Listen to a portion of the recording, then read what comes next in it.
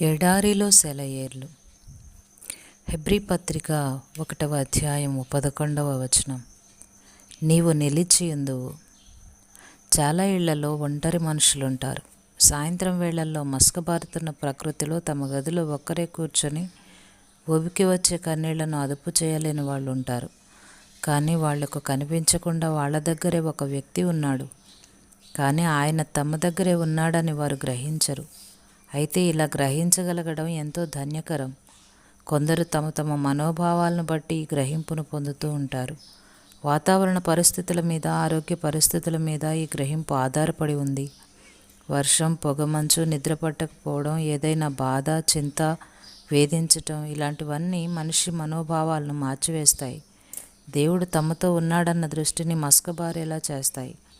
అయితే గ్రహించడం కంటే ఉత్తమమైనది మరొకటి ఉంది. ఇది ఇంకా దీవెనకరమైనది. బాహ్య పరిస్థితుల ప్రభావం దీని మీద ఏమాత్రం ఉండదు. ఇది కలకాలం మారకుండా నిలిచి ఉంటుంది.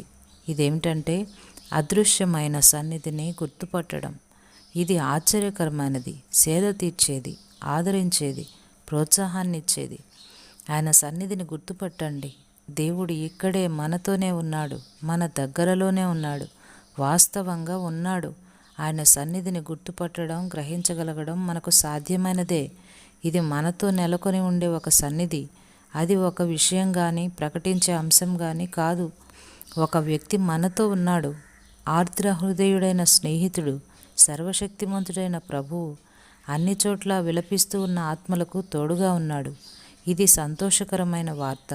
నీకు కన్నీళ్లు తెప్పించిన చెయ్యి ఏదైనా సరే, అంగలార్చే నీ జీవిత వృక్షం ఏ ప్రవాహంలో పాతుకుని ఉన్నా సరే, గతకాలపు సంతోషాలు గతించిపోయినాయి. ఒకప్పటి నా సంపదలు నావి కావు. ఆకలిగొన్న హృదయం ఆక్రోశించింది. ప్రభువు నీవే సదా నిలిచి ఉండేది.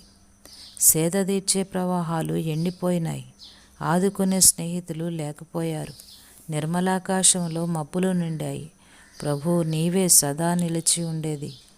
నా బలం నశించిపోయింది. నా పాదాల్లో శక్తి హరించిపోయింది. ఆదరణ లేని రోజుల్లో నేను ఎందుకు నిట్టూర్చాలి? నీవు ఎప్పుడూ నిలిచి ఉంటే. జీవన గమనంలో ఎవరు నన్ను వదిలినా, స్నేహాలు, సుఖ సంతోషాలు అన్నీ పోయినా దుఃఖం నన్ను అంటదు.